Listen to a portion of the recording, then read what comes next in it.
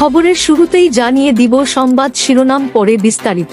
ফিলিস্তিনকে স্বীকৃতি প্রদান, ইউরোপের বাকি শক্তিধর দেশগুলো যা ভাবছে।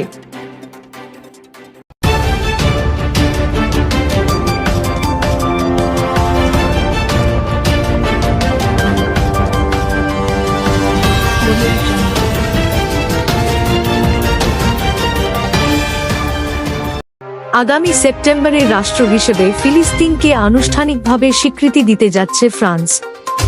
জাতিসংঘের নিরাপত্তা পরিষদের স্থায়ী সদস্য এবং G-7 অংশ হওয়ায় ফ্রান্সের এমন সিদ্ধান্ত বেশ গুরুত্ব বহন করে। তবে ইউরোপের শক্তিধর কয়েকটি দেশ এখনও স্বীকৃতির বিষয়টিকে বিবেচনাধীন রেখেছে। বৃহস্পতিবার বিবিসির এক প্রতিবেদনে বলা হয়েছে, ইউরোপীয় ইউনিয়নের অন্যতম প্রধান শক্তি জার্মানি মনে করে ইসরায়েলের সঙ্গে দ্বিরাষ্ট্র সংক্রান্ত শান্তি আলোচনা শেষে স্বীকৃতি দেওয়া উচিত। ইসরায়েল হামাস যুদ্ধের সবচেয়ে জোরালো সমালোচক হিসেবে বিবেচিত বেলজিয়াম ফিলিস্তিনকে স্বীকৃতির বিষয়টি মূল্যায়ন করছে। তারা আগামী সেপ্টেম্বরে একটি সিদ্ধান্তে আসতে পারে।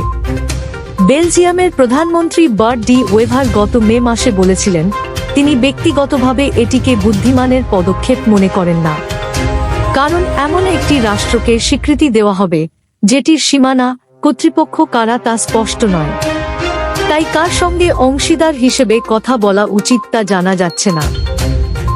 ফিলিস্তিনকে স্বীকৃতি দেওয়ার ব্যাপারে যুক্তরাজ্যের প্রধানমন্ত্রী কিয়ের স্টারমারকে চাপ দিচ্ছেন বেশ কয়েকজন সংসদ সদস্য।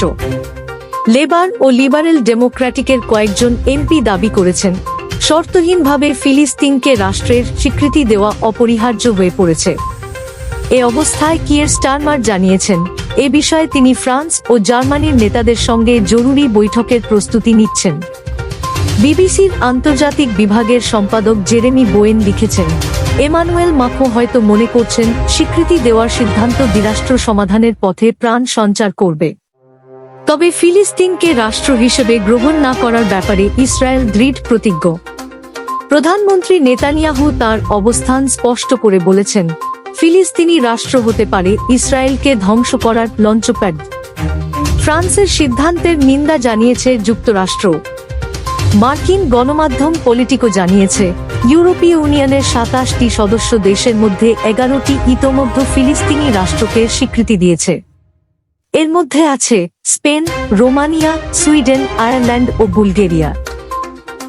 স্পেনের প্রধানমন্ত্রী পেদ্রো সানচেজ ফ্রান্সের সিদ্ধান্তকে স্বাগত জানিয়ে বলেছেন, নেতানিয়াহু যা ধ্বংস করার চেষ্টা করছেন তা আমাদের সবাইকে একত্রিত হয়ে রক্ষা করতে হবে। দ্বিরাষ্ট্র সমাধানই এখন একমাত্র পথ। আয়ারল্যান্ডের পররাষ্ট্রমন্ত্রী সাইমন হ্যারিস মাখোর পদক্ষেপকে একটি গুরুত্বপূর্ণ অবদান হিসেবে অভিহিত করেছেন। পলিটিকো জানিয়েছে, গত কয়েক সপ্তাহে একাধিক ইউরোপীয় নেতা ইসরায়েলের প্রতি কঠোর মনোভাব প্রকাশ করেছেন, কারণ গাজা উপত্যকায় মৃতের সংখ্যা 60,000-এর কাছাকাছি পৌঁছেছে। পরবর্তী ভিডিও পেতে আমাদের ইউটিউব চ্যানেলটি সাবস্ক্রাইব করে সাথে থাকুন।